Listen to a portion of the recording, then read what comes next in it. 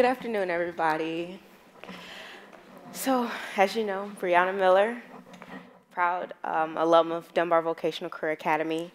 And I just want to start off by saying I'm really excited to be here. I've heard all of these speakers who are talking about implementing resources into the school, and really, that's what I'm here to talk about. And I'm just really excited to hear that there are so many different people that are passionate and dedicated to low-performing students, because we need you guys. So I want to talk about not only my experience in CPS, but also my particular opinion on, obviously, what we need to maybe improve the high school experience in CPS schools. So I feel that my most important year of high school was my junior year. My last 2 years, in fact, stood out the most to me. Junior year, we were preparing for, ACTs and hearing about going off to college and scholarships and FAFSA and all that good stuff. And honestly, I was super stressed out about the ACT. I didn't know what FAFSA stood for. Never even, I still don't remember what it stands for. I was just kind of lost.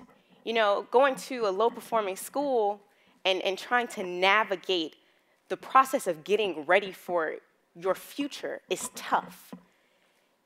In a high school environment that has a culture that is not really familiar or conducive to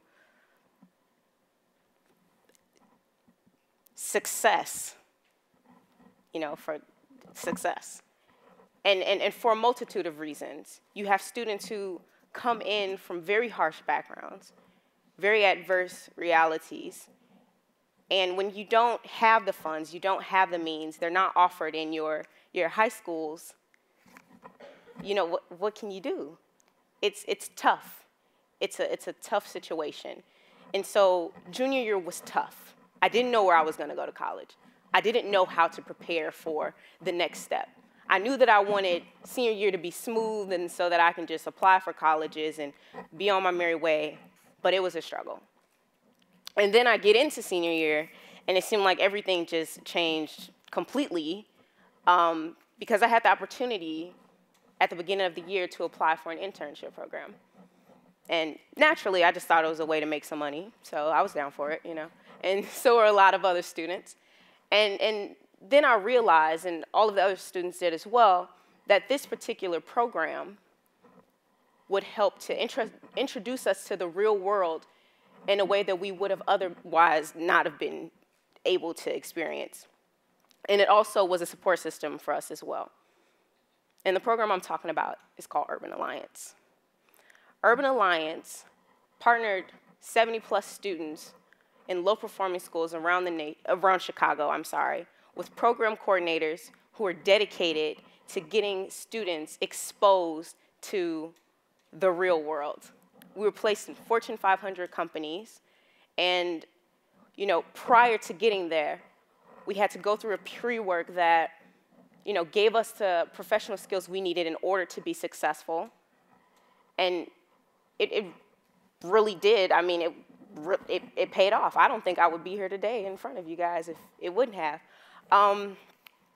We were sitting in pre-work and we're learning all of these things and we're wondering, is this really what it takes? This is it? This is all it is to it? I mean, because we had never gone through anything like that, and not to say that it's easy. Of course, we weren't able to become the CEOs of the company, but, we got close to them, and a lot of them were impressed with us, and a lot of them gave us extra responsibility. And in some cases, students went on to get asked to come back after the program had ended. And then in other cases, students had worked really hard with their program coordinators to get accepted into their dream schools, I being one of them. And so I was just really able to see how just one resource made a difference in the lives of 70+ students, and how much it boosted my confidence, and how much it will boost the confidence of any student it is able to touch.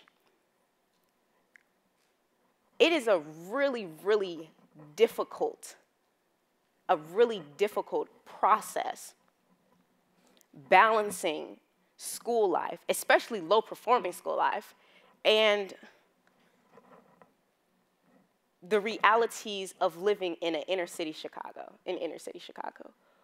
where you may have kids who are waiting for you at home and you're not even 18, or you're helping your parents pay the bills, or you're dodging stray bullets. Your brothers are dying. Your brother's in jail. Your mother's in jail. Your father's on drugs. It is tough. And if the schools can't do it, partner with an organization that can. Sure, you have teachers who are dedicated. I saw them. And sure, you have programs that try. I was involved in them. But it's not enough. There's still that lack there, obviously, because we don't have enough students who are going on and becoming successful and successfully functioning members of our society. It's not because they don't want to.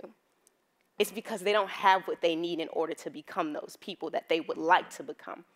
And it's because what they're going through outside of school is overpowering what they're experiencing inside their school. I had my speech all planned out, I really did, and then I heard all of these people who came before me, and I'm like, dang, they kind of said what I wanted to say, so what am I gonna do here? But essentially, I'm at Trinity College in Hartford, Connecticut. Amazing school, my dream school. Never thought I would have got there, never, in a million years. But I had a dedicated program coordinator who helped me to navigate that process. And I had a mentor at Burson Marsteller PR firm, one of the top public relations firms in the country, in the world, help me to navigate that process. And I had students who came from my school and other schools, low performing, supporting me, and navigating their goals and trying to figure them out and actually finding out that they could come true. Resources are the key. Resources are what we need. And once they start to find us, we will do everything we can with them, and we'll become successful and happy members of society. Thank you, guys.